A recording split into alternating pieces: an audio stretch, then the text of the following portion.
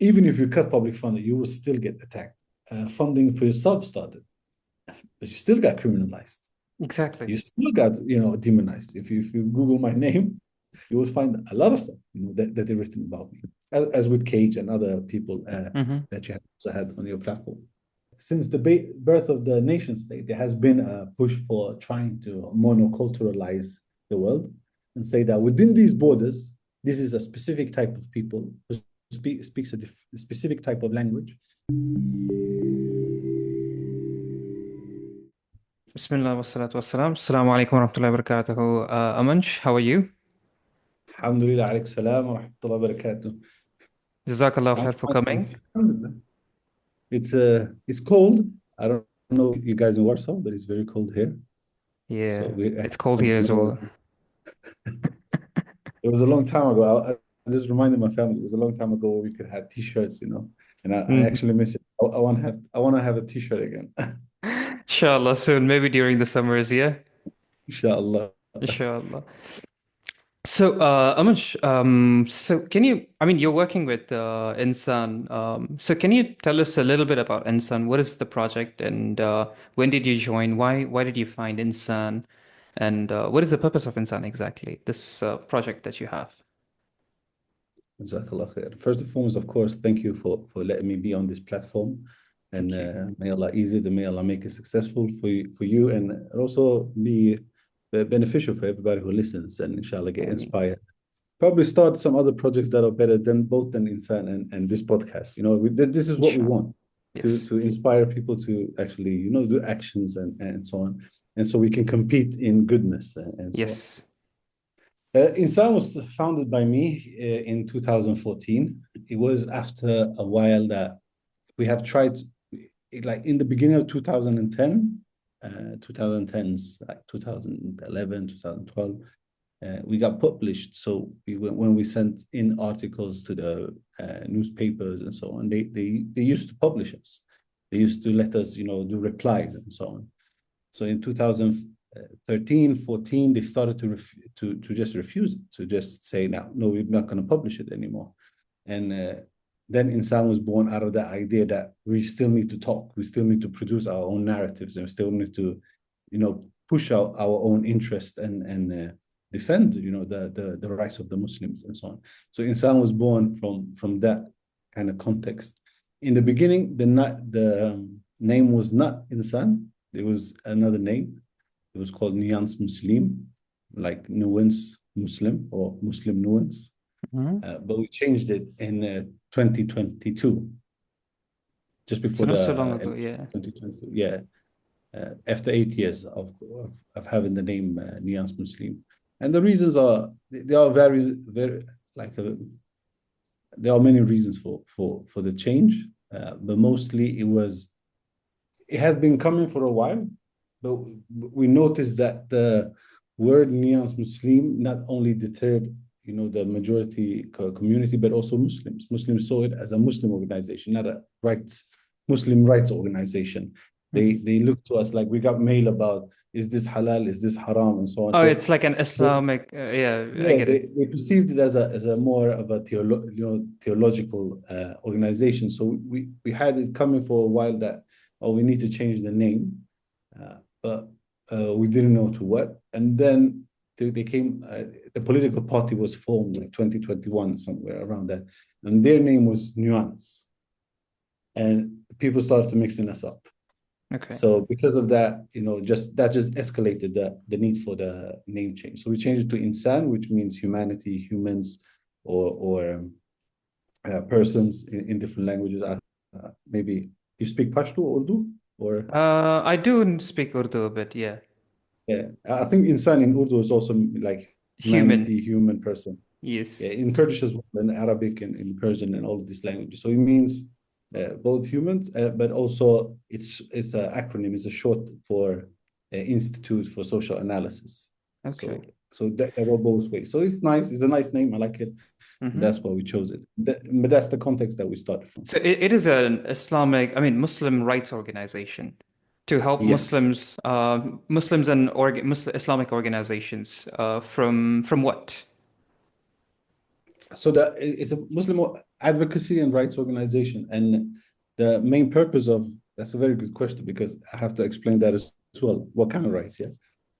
So we started because of Islamophobia and racism, and we noticed especially after the war on terror started in 2001 that a lot of laws were enacted, a lot of there was stuff implemented in both in the social fabric of Sweden, but also in the politics, of course, and also how the media narrative was about Muslims and Islam.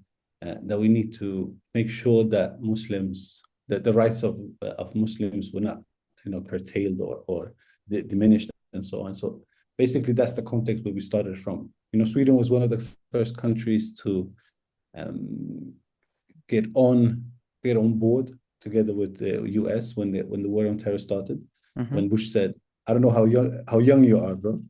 I was way too young for sure. Yes. When you born?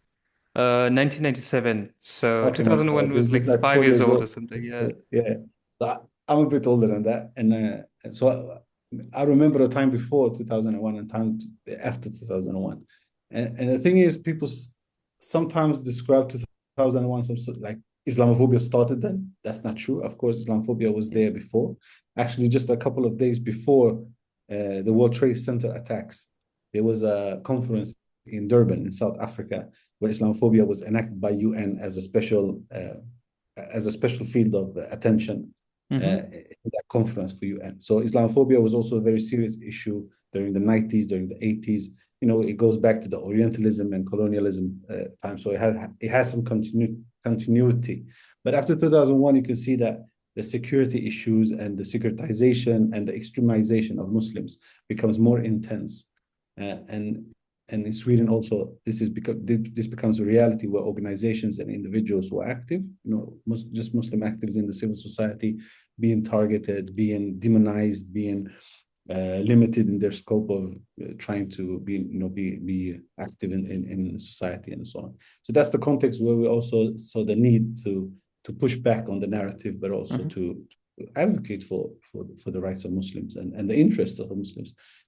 Sometimes we think only about the rights, but we also have interests, and this is the problem also that Islamophobia limits the possibilities that how Muslims can truly be free, truly be autonomous somehow in a society, to build mosques, to have schools, to just a simple thing like have halal option in a public school, for example, Indeed, where yes. the majority of the students are Muslim. You still don't have that in Sweden. So these kind of rights, minority rights. The West always propagates this thing called minority rights, and yet they lack that institution, right?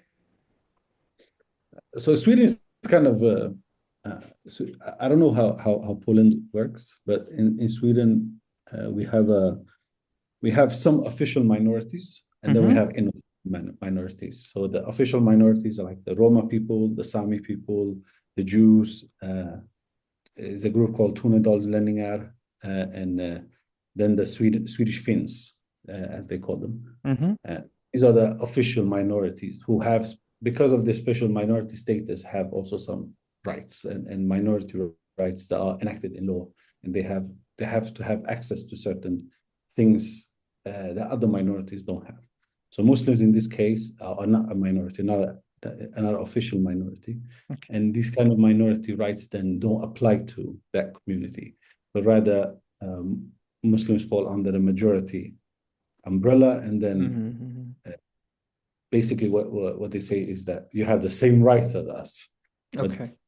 Sometimes it just doesn't. You're treated, you're told that you're treated like a Swede, but then you're not treated like a Swede. Like that's one way to say it. That's one way to portray it. It depends on what aspect, of course, you are looking in, and how much. If I'm to simplify it a bit, it's like the more Muslim you are, the less rights you probably have. Okay. Yeah. If I'm to that's oversimplification, but basically that's the core issue, Yeah, I get it. So your organization is fighting Islamophobia. Um, is it only in Sweden, or do you have it in other countries? Are you expanding it to other European countries? According to the Islamophobes, we are part of a worldwide network of infiltrators, trying to take over the world. No, but on a serious note, we are active only in Sweden. So the organization is only based in Sweden. Mhm. But alhamdulillah, we have some connections to uh, people all over the world, mainly in Europe and US, some in Africa, some in Asia as well, but not so much because we still focus on the minority issues here in the North Atlantic plutocracies, if you want to call it that. So Mhm. we are here, and sometimes, we are doing lectures or we are doing talks with people from other countries in Europe, or I've been to Finland, for example, and so on. So we So still you are move around. collaborating with you are Yeah, yeah, we are. collaborating with other organizations, yes. Okay, But the interesting. organization is based in Sweden. So Okay. Can you give us like a case study that you've worked on recently? Because I know that I've met you through Cage. Like you collaborated with Cage here in Poland.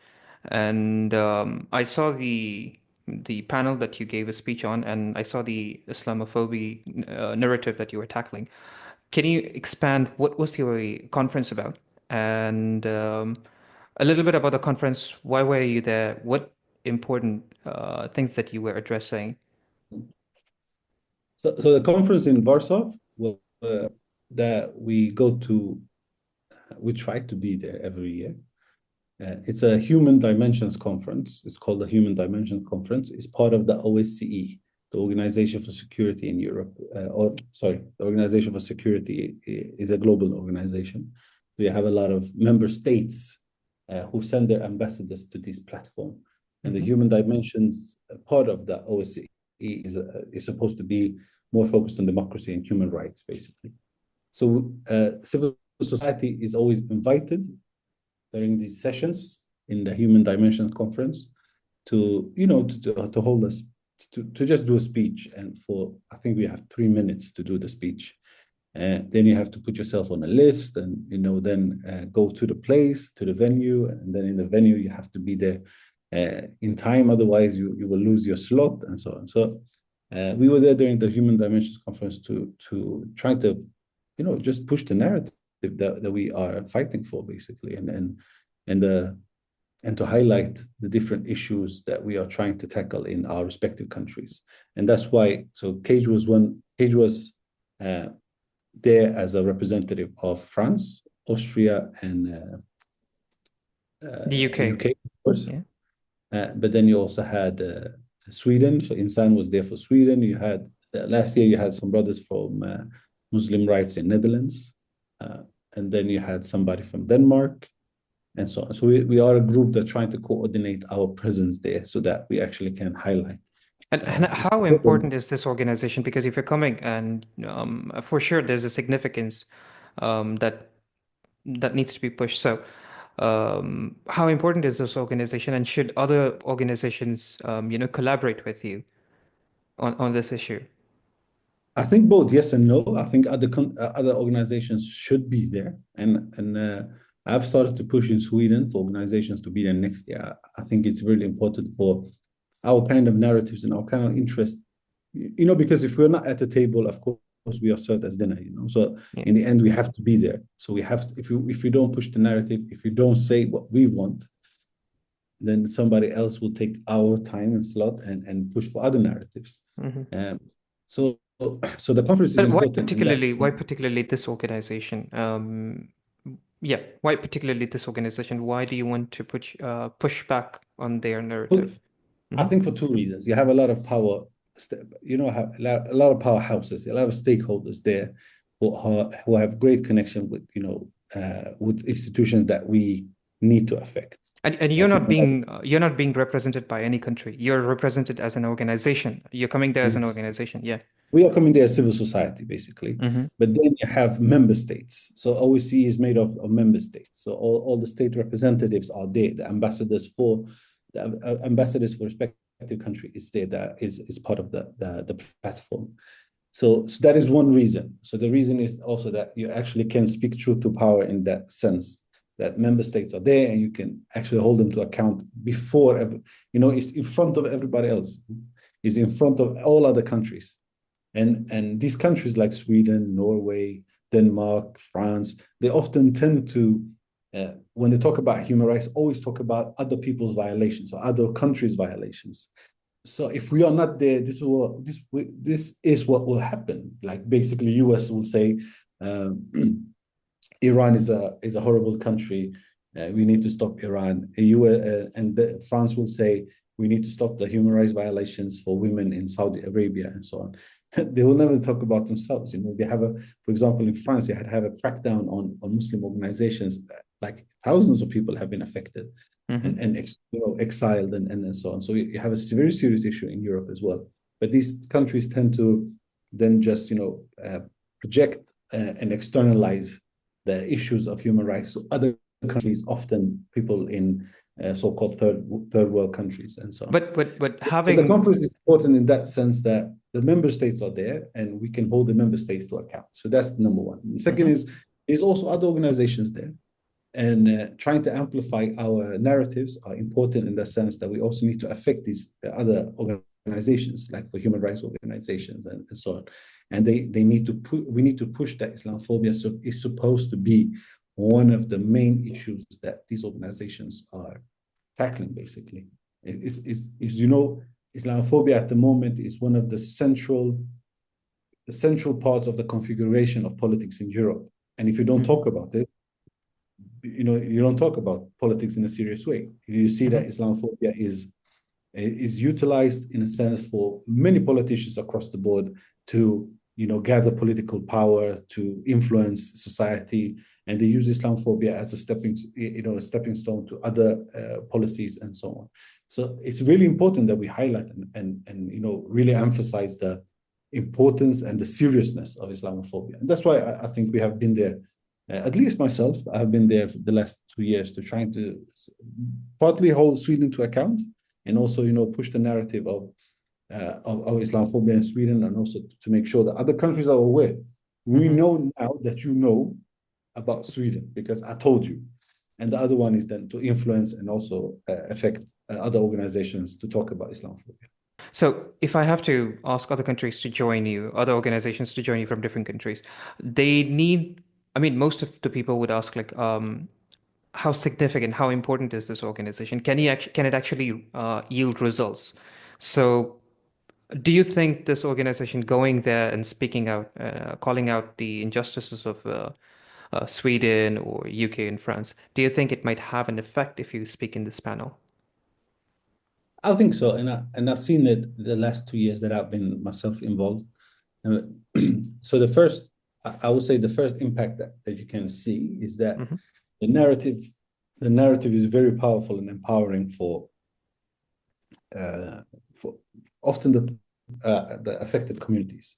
So in in the instance of me speaking, it has been very because last year I spoke about Islamophobia very specifically and limited to Sweden. This year I spoke more about the Palestinian issue as well, but also Islamophobia in Europe and so on. So I connected it to different dots, and you can see in both cases you can see that is very much appreciated by the local community in Sweden. You can see that people feel empowered by this kind of the presence in front of these countries.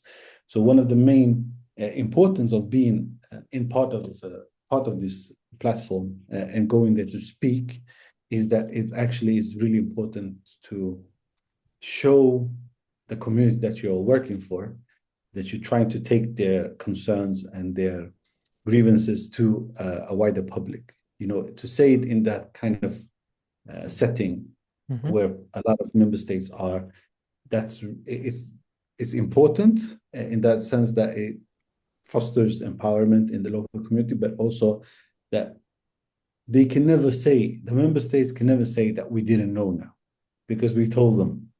So if they push for it, we will remind them that, but we told you, we told you this year and this year and this year. And they often react. So for example, the more you amplify, of course, narrative. And narratives, as Muslims, we know the power of narratives. You know, Mhm. our deen is based on narratives. So Mhm. all of the, you know, the Quran, the Hadith, they are basically narratives, and those narratives make us, you know, act basically. Mhm. So what we say and how we say it and how we push it is really important for us to be able to mobilize and to gather around some core issues that we have. And these countries, they often reply. So they and that reply in itself. So when you do speak in this conference, Mhm. they have all the ones that you target in your speech. So if I mention Sweden, if I mention France, if I mention, they have the right of reply. Mhm. They can either do it. They can either do it in a speech themselves the next day, or they can write some sort Mhm. of reply on their website, at the OSCE website. So, for example, last year when I spoke about the Quran burnings in Sweden, Sweden then decided to reply and say that we have tried to do something about this, blah blah blah blah blah. And this kind of reply is also very indicative of how important the issues that we bring forward and how these countries are protective of their self-image, of the image of, you know, also in the world and so on. So Mhm. this is really important in basically in the politics of it all. So that we are, and this is I think the impact that we can have at the moment Mhm. by to change and shift the narratives, empowering our own communities, and inshallah that will also lead to further, you know, Sure. action and so on. Sure. So if any organization wants to connect and join hands with you about tackling Islamophobia, when is the event? How should they contact you and collaborate with you? So OSCE is a platform, one of the platforms that states join. Like you have other platforms as well, like the G7 or UN and so on. So OSCE is one of these platforms. Basically, they need to make sure that they have the dates straight from the websites of OSCE. OSCE. So just, you know, look that up, and you can go there by yourself. You are not, you know, there's no requirement for you to be in a part of a wider group and so on. You just need to Hmm. be an organization, and that organization, when it comes to uh, when it registers for the conference, then you're set to go, and you just go there by yourself. You can also connect with the group that I'm in, the European Coordination of Muslim Organizations, rights organizations, and be part of that as well, Because and trying. anybody who's new, they might have some information, additional information that you told us. Like for instance, you have to be on time. You have only 3 minutes to speak. So those additional informations might be key points for somebody to be prepared. So and joining hands, like for instance, here you joined hands with Cage and you came together to Yeah, address. exactly. So I mean, united we stand. We definitely have more power to shift the narrative. So that's why I asked you if rather than going to a Like website, yes, it's like Hajj, you know. If you do a yeah, Hajj by yourself, it will people be difficult. But if you do it in a group, you will get guidance and you will get, you know. So yes, basically, the same kind of concept here. So yeah, of course, you just, you know, just reach out to one of the organizations that have been there before. So Cage is one of them, as you mentioned. INSAN is second, but then you also have, for example, Muslim Rights in Netherlands, as I mentioned. hmm, You have brothers and sisters at SIDA in Denmark. You have what other organizations with us? You have Perspective Musulman in France, and yes, so on. So there are other organizations that are with us that you can contact. Just, you know, just reach out sure, to one of those, or to me. Just reach out to sure. me on social media. Definitely, inshallah. So, one other question, no, actually, two other questions. Is like, can you tell us a case study that you've done, a very interesting case study from Insan in Sweden, tackling Islamophobia or Islamic Muslim rights, so against an organization or against an individual, some achievements. So, for instance, when I spoke with Ryan, he told me about this case, Ibrahim. I can't do this. Names, the French names, but some case we were talking about. So, is there any interesting case from Sweden that you want to tackle or address? Like, for example, they always talk about Afia Siddiqui, so maybe something like that. I understand. So the difference between Insan and, for example, Cage, as you mentioned, Cage is a Cage is based on some sort of judicial, legal help and so Yeah. on. Insan is not like that. So Insan is more close to a think tank. We're trying to produce narratives, as I told you before. Okay. So we trying to amplify narratives, or we're trying to create narratives, or we're trying to also So it's more social media or media related. No, we try to look into it. We do reports, we do talks, we do study circles, and so on. So we try to look in also to narratives that are already prevalent in the community. So one of the things that we did in 2024, for example, is there's a investigative journalistic project in one of the biggest in Sweden. It has been ongoing for I think 30 years or 35 years. It's called Uppdrag Granskning.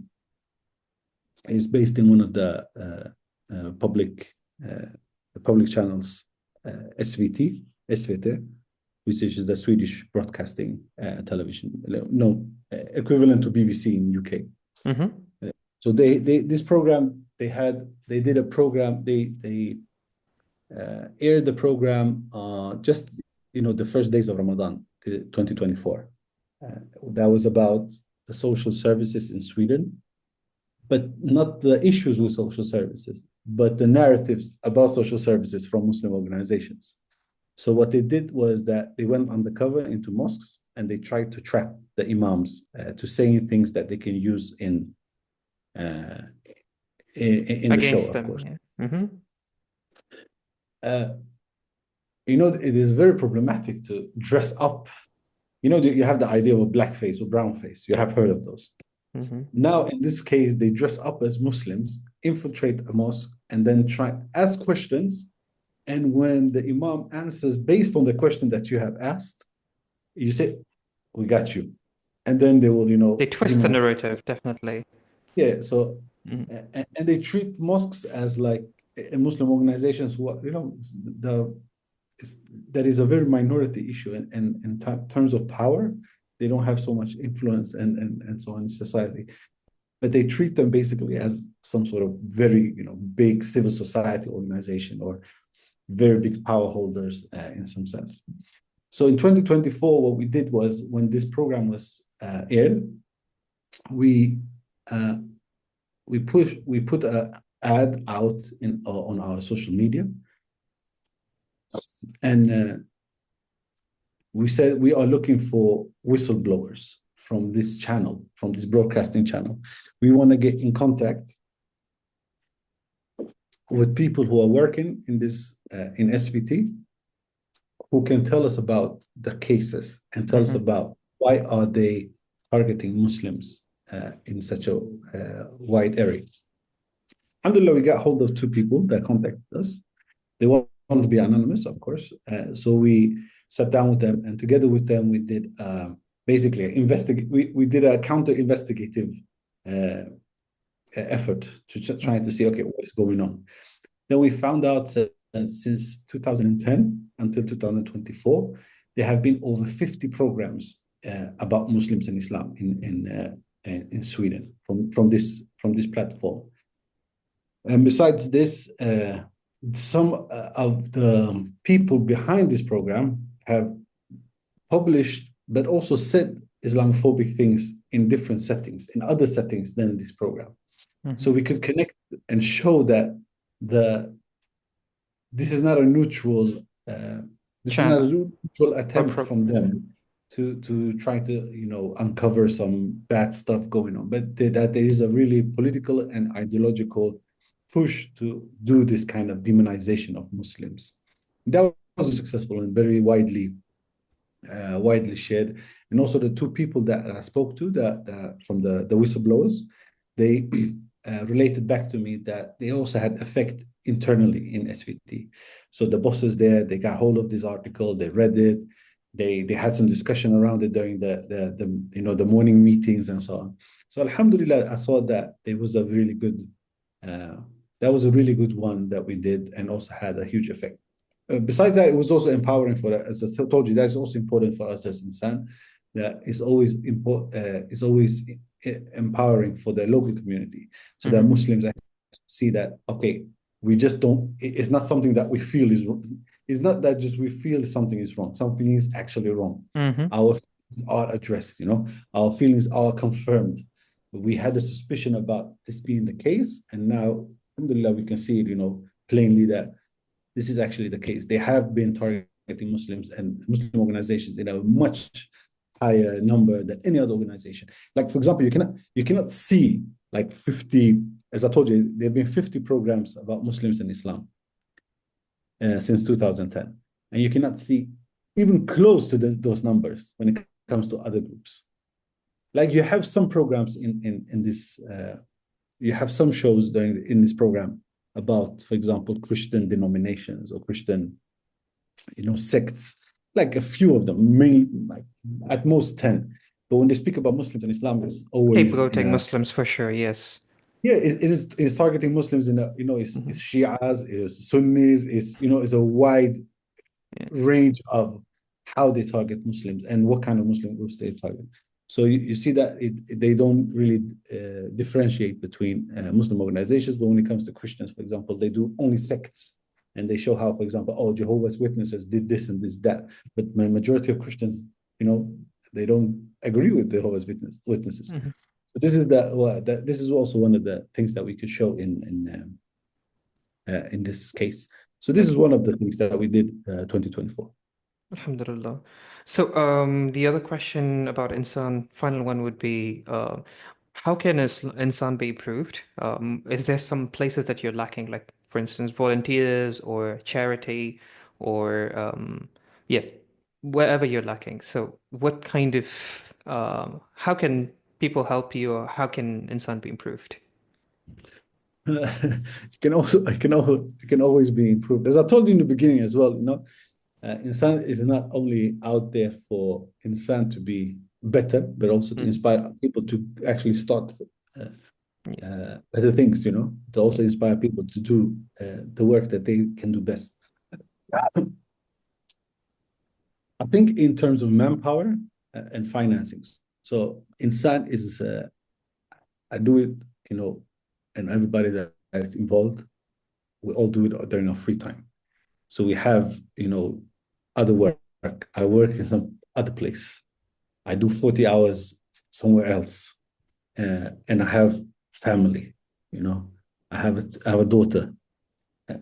And INSAN is my job after all of this, Yes. So this is the main problem, that we need to have manpower, but we also need financing.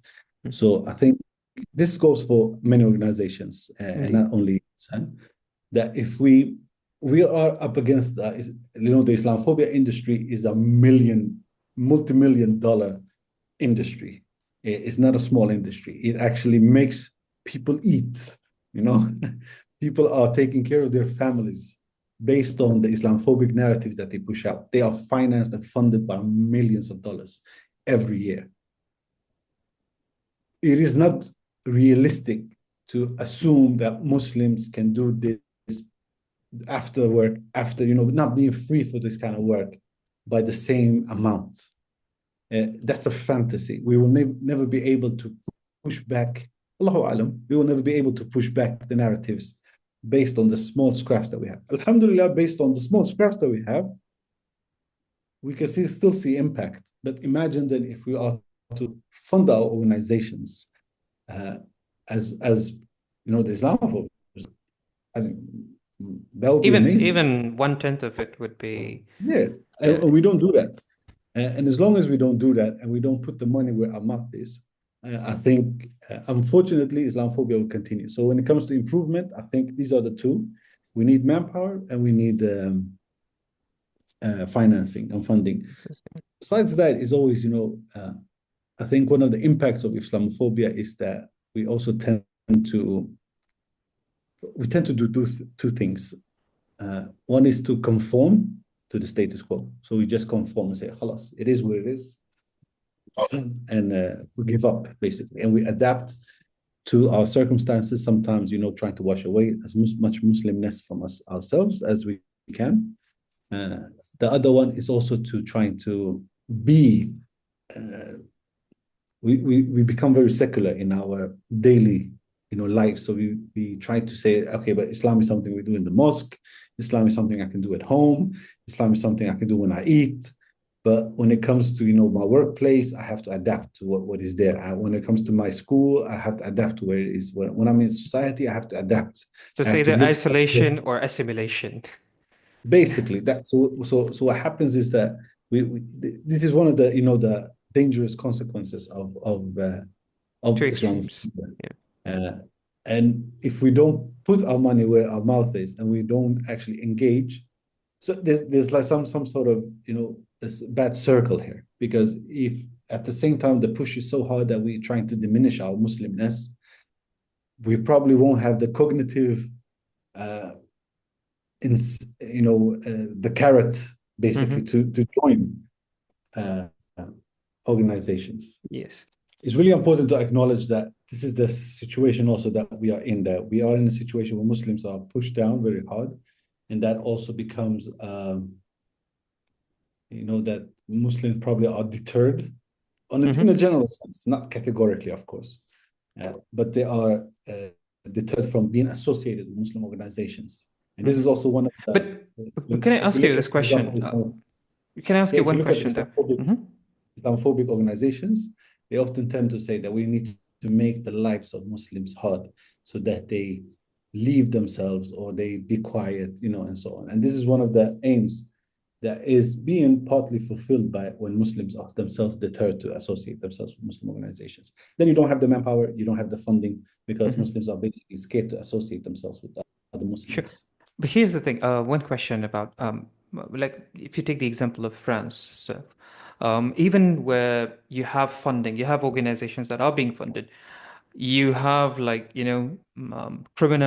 you have organizations that criminalize. So you have the case of, I think, CCIF, or you have somebody, I don't remember, from Islamic Relief Fund that was marginalized or criminalized in the Al-Baraka. They were stopped in France. Al-Baraka. Yeah, but I think even in the UK, somebody was criminalized, like saying that they had collaborations with Ikhwan. So you have these criminalizations, even though there are people who do want to fund. So how do you tackle that as an issue? Because on one hand, you want to be, we don't want public funding from the government. But at the other hand, when you do have a pool funding from the people, you have these criminalizations. So how do you tackle these issues? And I think that's a really important and interesting question, because a couple of years ago we got public funding in Sweden. So we had public funding from a lot of Muslim organizations in Sweden. Now I'm talking about maybe for 10 to 15 years ago. There were public funding for Muslim organizations and mosques and institutions and so on. So you got actually a part of the tax money to actually have some sort of funding for your organization activities and so on. But that's slowly, because of the narratives being pushed, the security issues and so on. As you say, they started to criminalize the organizations, and the argument was then we should not have public funding. We should not have public funding. When public funding stops, so some of a part of the Muslim community, this was their argument, especially probably a bit conservative and liberal, light-leaning brothers and sisters, often brothers, who said stuff like, the problem is public funding. If you don't get public funding, you will not get attacked in this way. So you need to cut the public funding and start to fund it yourselves. In essence, a good idea, of course. You should, as much as the more you are funding activities yourself, the more independence you have, of course. But the argument from us who were involved in anti-racist work and so on was that, listen, the public funding issue is just a chimera. It isn't a real argument. It's just utilized for Islamophobic purposes. Even if you cut public funding, you will still get attacked. But these brothers were like, no, we need to cut public funding. Basically, we need to stop, cooperating with the state. Basically, so a lot of organizations lost their public funding, and the public funding was taken from them, they were forced to basically shut down some organizations and so on. But then the funding for yourself started, but you still got criminalized. Exactly. You still got, demonized. You still got pushed over, and you still were like stigmatized in a way that prevented you from being part of, the public debate and so on. That's why, for example, INSAN started. Basically, we never took any public funding at all. So the state never funded our organization, but we still get criminalized. If you Google my name, you will find a lot of stuff that they've written about me, as with Cage and other people that you have also had on your platform. So the problem was never public funding, and when you fund it yourself within the community, you still will get problems. But this is where I think taqwa is really important, and this is where we can connect to our own tradition. Because if we assume that by funding ourselves we will be left, khalas, you can do whatever you want, this is not the case. This is not how racism works, and this is not how this is not how shaitanic forces work at all. This is not what they care about. They don't care about who funds you. They care about what kind of impact you have. Yes. And they want to limit your impact. So they will find ways to attack you, to make you busy with other stuff than to trying to push your narrative. They're trying to shift your focus to be busy with, for example, accusations against you, have to, what you say, you have to talk about you being associated with this guy and this guy and this guy, and trying to, build by association and these kind of tactics, to make sure that you don't have time to talk about Islamophobia, talk about inequality, talk about rights, talk about all of this stuff. Because if you're busy with this and you need to defend yourself, then you will not be able to. How do you balance it? Like, what should Muslims do? What do you think from your experience so far? What should Muslims do? I think we should not care. Should we depend on public funding, or should we depend on Muslims rather to fund ourselves? What do you think should be a balance? I think it's always best to fund ourselves, because then the argument of public funding is not there. There's some sort of issues, especially now in the West, since we are so much, we are really integrated into the system. And because we are part of the system, we also pay tax. So we have the right to this money.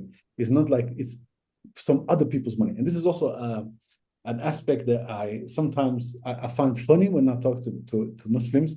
They talk about tax money as being somebody else's money. But it's our money too. We pay taxes too. So It's our money, and we need to make sure that this money is used for beneficial stuff that is in accordance with our interest and and then the well-being of society and so on.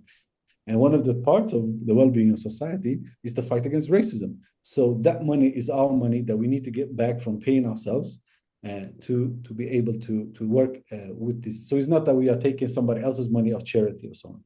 This is our own money that we need to get back to our community. There's also a fraction of the money that we pay in taxes. So it's not a fraction with Sweden. A fraction. Yeah. I'm surprised. Sweden has the highest taxes, right? Yeah, exactly. So it's only let's say the Muslims are, say of all Muslims in Sweden, 60% work, 70% works and pay taxes. Okay. But besides those who don't work, everybody who has money and buys something pay tax on whatever they buy. So if I go into a store and I pay 10 kroner, of the 10 kroner, 25% is tax. It's moms. It's called moms. Yeah, tax. So you pay that, whoever you are, even if you're employed or unemployed. So it's our money being put into the state. So we need to get the money back. But, and this is where I say that public funding is still problematic, because the money that you get from the state is always based on different type of conditions. So they put different type of conditions on you to say that if you receive this money, you need to do 1, 2, 3, 4, 5. You need to be this kind of organization. And many of the conditions we do not like having to prove that we are worthy of the money, having to spy on other people, having to, trying to name other people like extremists and don't work with extremists and so on. These type of, conditions that are put on the money is not worth it. So that's why I'm saying, okay, khalas, just public funding for now, even if we have the right to do. But what about baqiyya? What about baqiyya? I mean, can't we use that money for baqiyya? I mean, a graveyard, Muslim graveyard. And we do. I think there are some money for Because this kind. with Baqiya, you don't need that much conditions. Like we need Muslim graveyards, or so. I mean, it's something simple. Like what is it going to do? Yeah.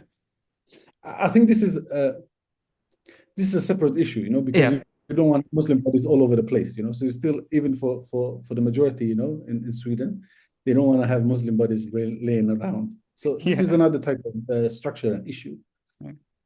So when it comes to the organizations themselves, like the mosques and so on, I think the public funding at the moment is problematic. So we need to find ways to finance and fund our organizations in different way. And this is where I think individuals come in and can start to fund it, but also companies. But as I told you, that doing this doesn't mean that you won't get criminalized or you get punished or you get attacked. And this is where we need to have some sort of steadfastness and also trust, have trust in ourselves, and also tawakkul Allah, basically saying that this is the work that we do, and this is in the footsteps of the prophets. And no prophet that ever came to a people and said, like, this is haqq, yeah, this is what you need to do. Well, everybody was like, It's not going to be easy. because you found yourself, Muhammad Sallallahu Alaihi Wasallam, if you found yourself, khalas, we will not care about you. You can do whatever you want. This has never been the case when it comes to haqq and batil, This has never been the case between good and evil. So we need to somewhere just, acknowledge the fact that this is the sunnah of life. And the sunnah of life is that whenever you speak out, you're trying to stand for something, you will get opposition. And if you don't get it, then there's something wrong with what you are saying. If everybody agrees with you, there's a book called, in Sweden, there was a very popular book. I think it's translated to English as well. So the title of the book is Omgiven av idioter, Surrounded by Idiots. And it was, you have heard of this book, yeah. It was a really popular book, yeah. And this guy, he wasn't even a psychologist. So this guy this book is, khalas, it is what it is. It's not a scientific book at all. However, this book got a huge success. And I was always like, subhanAllah, if all of these people think they are surrounded by idiots, who are the idiots then? Like, if the book is so popular that everybody thinks they are surrounded by idiots, but how can the book be so popular then? Obviously, if everybody thinks they are surrounded by idiots, maybe we are all the idiots, basically. And this is basically the case here as well. If everybody agrees with you, and everybody's like, Khalas, Amanj, come to this platform, speak, we are behind you, the state is behind you, then something is not right. Something is wrong in how you are attacking these issues. Addressing, because if you attack structural and institutional issues, and you have the institutions and structures be in favor for you, something is wrong. Yeah, exactly. Something is wrong, basically. Although I'm surprised, actually, very recently, I've been even watching news, and it's very open. They use the word establishment. I mean, I'm hearing this word since the genocide in Gaza. I hear this word like these parties are pro-establishment and these parties are anti-establishment. And what is that establishment? Why are you using the word establishment? But there are real people behind it. So it's getting normalized. The word is getting normalized. I mean, I can talk about people, yeah, normal people can use it, but news channels are using this word. And I think that's a really interesting point, because if something gets into routine, if something becomes routinized, so if you have, for example, a way to speak about Muslims, but you repeat it so often that it becomes part of the daily language, you don't think about it as problematic anymore. And this is what we can see a lot with Islamophobia. We can see that a lot of stuff that was said about Muslims that were very, frowned upon 20 years ago, it isn't anymore. To speak about Islamists, to speak about Muslim terrorists, to speak about jihadists and all of these concepts. And as you say, establishment parties or anti-establishment, these were like fringe discussions back in the days, and they are now so part of the daily language. So it becomes so routinized that we don't even think about it. Muslims have started to use these kind of concepts when they speak to each other. And this is where internalized Islamophobia comes in. Yeah. You start to think, you start to conceptualize your life based on Islamophobic concepts that was from the beginning foreign to your conceptualizations of life. And this is one of the impacts and effects of Islamophobia, that it also changes Muslims. It also changes our community. If we start to think of each other about this guy, he's an extremist, but that kind of concept is foreign to us. It's not part of our own language. It's not part of the Islamic language, if we are to use that concept. Yeah, it's part of something else, and it's being used to demonize. And now, what happens if we start to use it against ourselves? If we start against it, when we talk about each other and so on. So I think this is also one of the things that we have to look out for. That doesn't make sure that we don't become insensitized for this kind of concepts and words. We don't fall into the narrative. Yeah. Yes. First question would be: is multiculturalism a failure? It depends on who you ask. Yeah. In your perspective, because the thing is, if you look multiculturalism in other parts of the world, like let's say the Gulf, let's say even the Middle East, like Levant region, Sham, it is multicultural to a great extent. And you take Turkey, you take even Malaysia, Indonesia. It's a very ethnically diverse group. And why is Europe facing this multiculturalism as a problem or as a failure and whatever that narrative is being pushed? So, how do you perceive it? I think the idea of society is not being multicultural, not categorically, of course, but in general, many parts of the world are multicultural, whether you like it or not. If you go to, for example, Africa. In Nigeria, you have I don't know how many languages you speak in Nigeria. There are so many groups there. Indeed. Go to India, that's the same. People speak so many different languages. There are so many different kind of groups, and so on. You have the different religions. You have so if you go to Russia, I don't know if you know Russian structure. About the oblast and so on. And they have so many different, languages, people, they have the religions and so on. If you go, for example, to Chechnya, that will be very different from if you go to, Moscow or St. Petersburg and so on. So I think the world has always been multicultural and is multicultural. There always, since the birth of the nation state, there has been a push for trying to monoculturalize the world and say that within these borders, this is a specific type of people who speaks a specific type of language and have a specific type of rituals and religions and so on.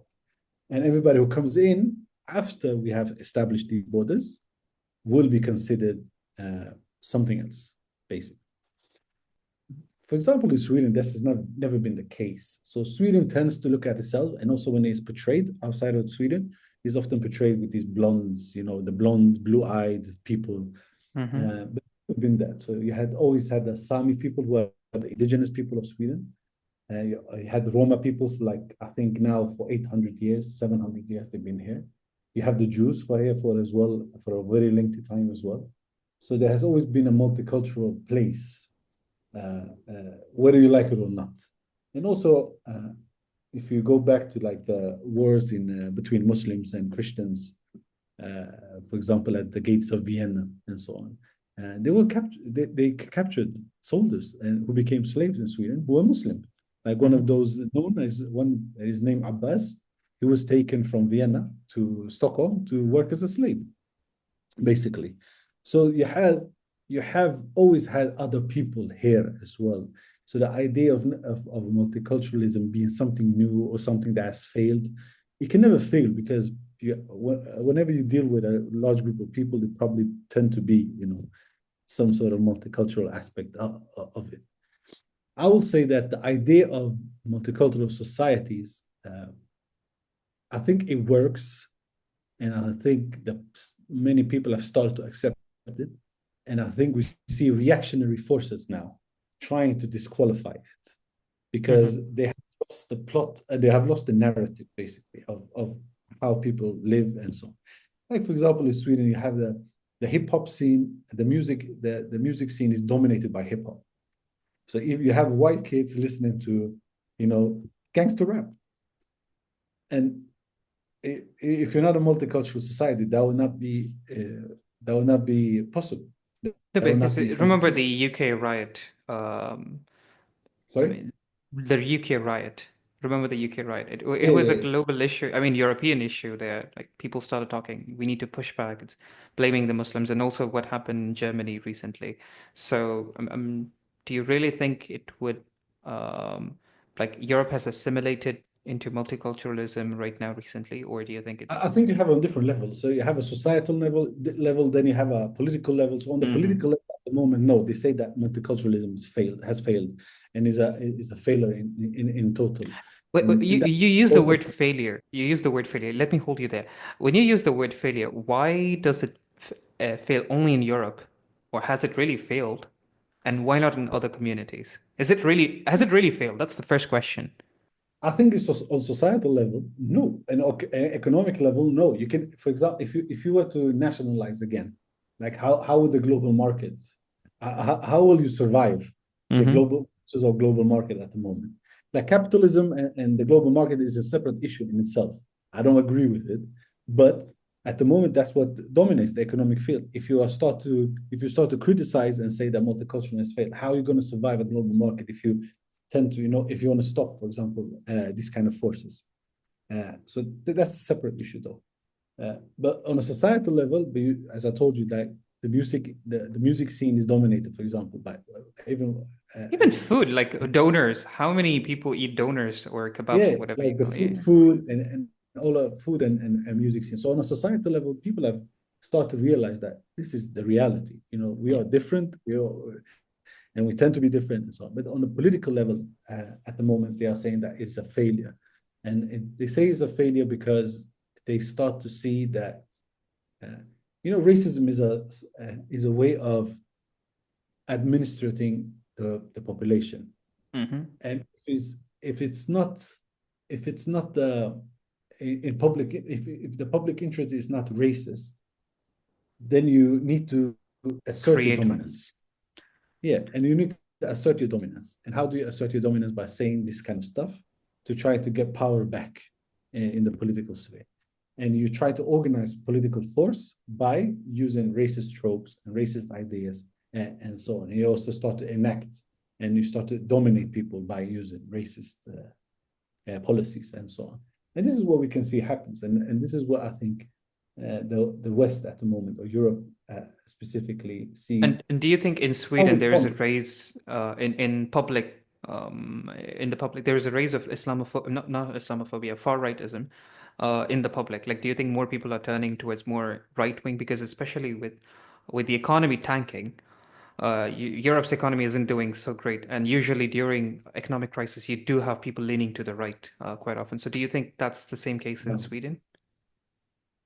Yeah, I think so. I think at the moment you have there's nativism, like trying to say that we are native to the place, that is kind of, we are the better type of people. Everybody else need to conform to our way of life, our ideas, and so on. I think that is on the rise, and you see that the social fabric also, the political ideas of multiculturalism as a failure has started to permeate, the social fabric, and also people start to think about this in this way. You create polarization in that way.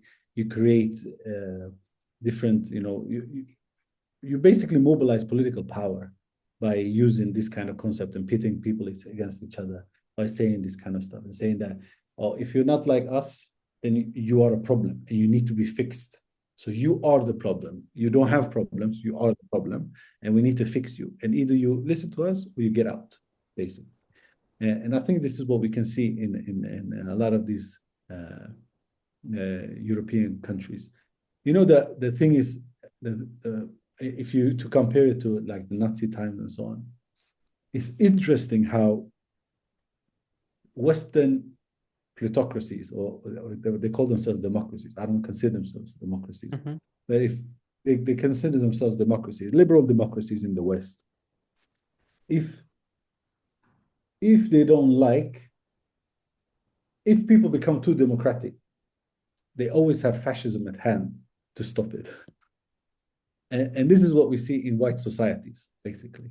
In these countries that are called liberal societies or white societies, you can see that in the end, if the country becomes in a way that a lot of people become involved in politics, speak out, demand, trying to influence society, as any other person that's there, then they say, but hold on, you're not the right type for saying this kind of stuff. You're not the right type for democracy. You're not the right type for rights. You're not the right type for all. You're not the human. You're basically not They try to on the level of disqualify you, human. right? Yeah. Yeah, because you're not the type of human as I am. You're a subhuman. And it's because you're a subhuman, you cannot talk like a human. Therefore, we need to stop you. And that they do it so efficiently, and they realize that the most efficient way of doing it is fascism. That's the best way to stop and say that, listen, these people are problems. We need to stop them. They are not, they want to destroy us. They hate us, blah, blah, blah, blah, and create all of these, ideas and tropes. And then like, if you are a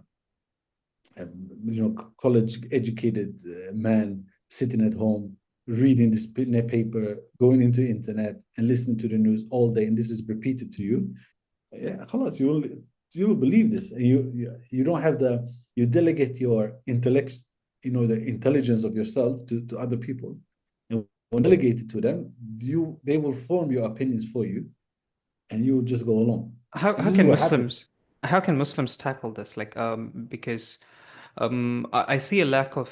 I was listening to even one of the podcasts from Thinking Muslim recently. A lady, I forgot her name, from Germany. She came and she addresses. There's definitely a lack of Muslim involvement in politics and political spectrum. Not necessarily in the parliament or anything, but even in political spectrum. How can Muslims involve themselves? Like, how important is it? And then how can they involve? What are the fears that Muslims, what is the stepping stone for Muslims? I think this is the best. I think this is the most important question.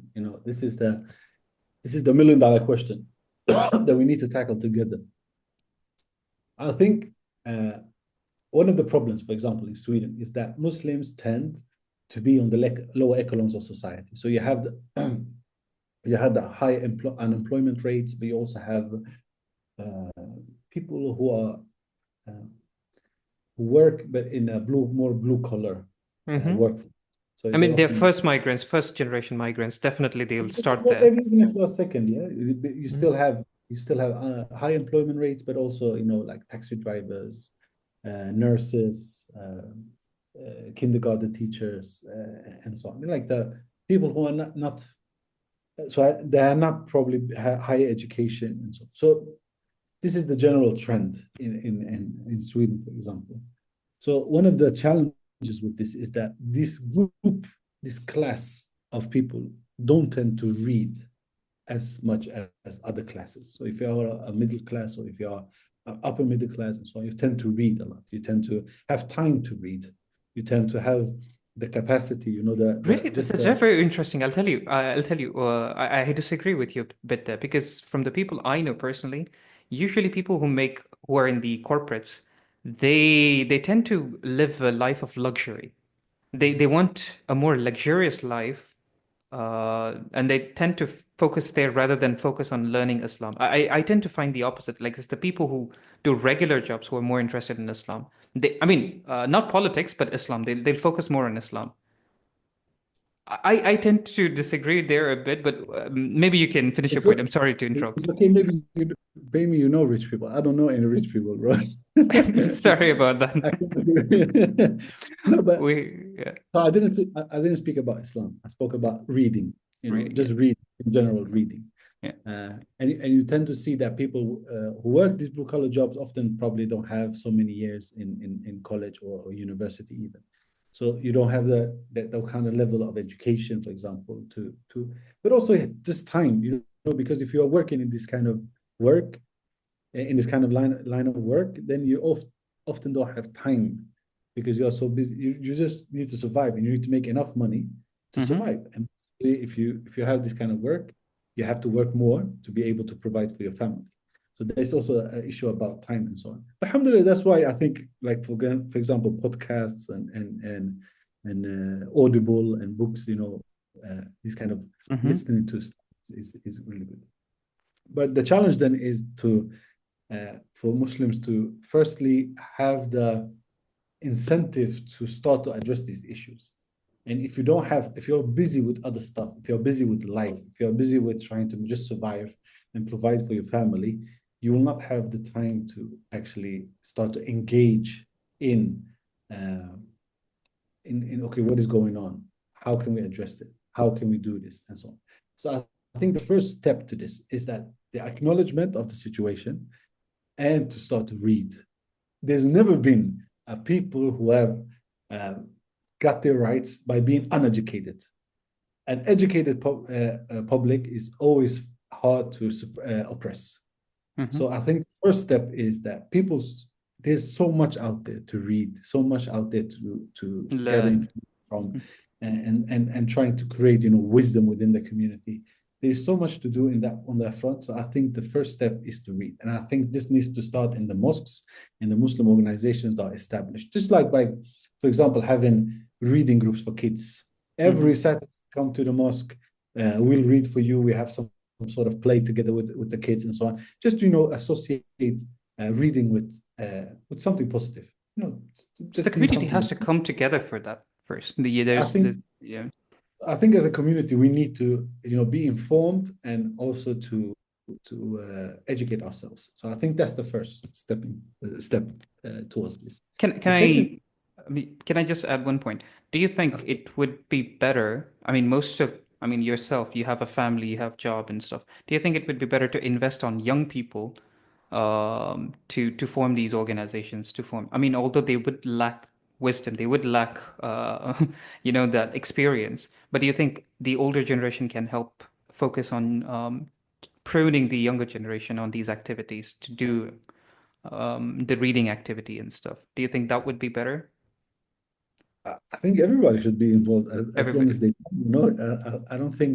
I think the younger generations like yourself, I think you have a great the hadith of the Prophet ﷺ, I'm paraphrasing, but when a youth who uses his time for God's sake is one that is beloved to Allah. And I think that's a really great reminder of how youth can spend their time of trying to empower the community. Because Islam in the end is a very collective deen. It's a very practical and very collective deen.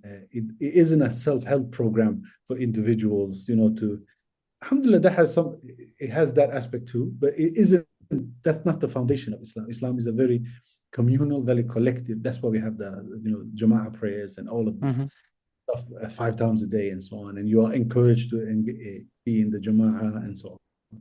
So I think we need to put ourselves out there and make sure that we are educated, we are informed, but we are also engaged within the community. If you talk about the community, we have to be engaged with the community. Like, you cannot speak for Muslims if you never to the Jama'ah Salah. If you are not in the mosques, if you do not provide, if you not provide for the Muslim services, you don't speak for Muslims. You have to be where the Muslims are to speak for the Muslim. And basically, that's a really important aspect, I think. So that's the second point? Is that the second point that you wanted to address? No, it wasn't the second point, but you put me there. So sorry about that. The first point was then the reading and informing. The second was engagement. So you can actually say that it was the second point. And start to engage with the type of different organizations there are. There are, mashallah, so many organizations, so many platforms. It's always good to have new ones as well. So you can create new ones if you want to, but there are a lot of organizations. Before you create a new one, make sure that you have supporting, and support and make them stronger. Because stronger, if you create another one, there's a risk of you having 2 weak organizations instead of one strong. But it's also is also a gateway for shaitan to create, competitiveness in a Division. negative in competition between organizations. So make sure that you tap into the organizations there are, and try to always remember you can never lead if you haven't been a follower.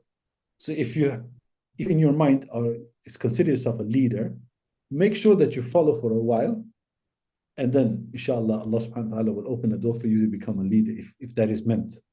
But don't go create your own organizations because you don't know how to follow, because you don't want to follow, because you have so much kibr that you cannot see yourself following somebody else.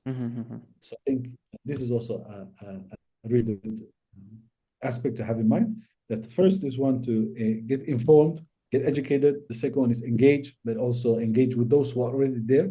And if it's not there, create a new one. And third, I think I listened to a lecture by Sheikh Zahir Mahmoud. I don't know if you know who it is. Sheikh Zahir Mahmoud. Mashallah, there was a lecture many years ago, maybe like 15 years ago. He had this. I'm old, as I said before. And in this lecture, he said, all philosophies work for everybody else. But if you want to liberate Muslims, if you want to empower Muslims, Islam is the only way. And this we need to repeat it. Like, if we are serious about being Muslims, if you're and Muslims being not as a word category, not the identity Muslim, not as a category of belonging to some, submission, religion, but Muslim as submitting to Allah. Yeah. If you like, just ignore the term for the moment. If you are seriously submitting to Allah subhanahu wa ta'ala, like submit to Allah subhanahu wa ta'ala. And don't go find something else and so on. But have tawakkul Allah, trust in the process, trust that everything that happens by the will of Allah. Like Islamophobia is there because Allah subhanahu wa ta'ala has willed it. That's it. That's the case. If Allah subhanahu wa ta'ala had wanted to just wash away Islamophobia, he could do it now, like down, and it's done. But Allah subhanahu wa ta'ala lets this happen and lets this be, because he tests us at the same time, and it's also a way for Allah subhanahu wa ta'ala to see who's who and who's what and so on. Umar Sulaiman, mashallah, he also said something else in a discussion with a Christian. He said something like, when they asked the Christians, if there is God, why is there evil? That kind of question for us as Muslims is that he said that Allah will ask us, yeah, so why did you let it happen? I gave you all the facilities, I gave you all the possibilities to do something about the evil, but you just let it go. You just let it be, and you just complained and said, Allah, please save us, please save us, and so on. And this is also in the Quran. We have the story about Qawm Jabbarin and Bani Israel, where Bani Israel comes to the people of Qawm Jabbarin, and Musa alayhi salam, who's with them, he tells them, if you go this way and if you go this way, we will be successful. And they reply with, no, we'll stay here. You and Allah and defeat them. Yeah. And they get condemned for this. Yeah. They get condemned for being lackadaisy and saying, like, even if you have a prophet among you, you still don't trust the process. You still don't trust Allah to actually do what the prophet tells you to do. And this is also one of the cases in I think in our mindset, that we cannot only make dua, we cannot be afraid, we cannot be held back, and we have to have trust in Allah and say that it is what it is. Tomorrow will bear what we will bear, but we still need to do what we need to do to make sure that evil doesn't prevail. Sure. And the results are with Allah. You do your best, Allah does the rest, basically. Sure. So we have less than a minute. Can you summarize what advice you have in less than a minute? No, I don't think I need to summarize, bro. I think the things that we said now has been... It was summary. Yeah, so education and information, I think that's number one. Engagement and tawakkul Allah. I think these are in a very simplified way, of course. You can delve into it in certain ways, but these are basically the advice I have for myself and other people. So Jazakallah khair, Amanj. So we'll stay in touch. And anyone wants to contact you, I'll put it in the YouTube description. Barakallah fiqh, bro. Thank you for having me. Thank you very much for coming. Assalamu alaikum. Wa alaikum salam wa rahmatullah.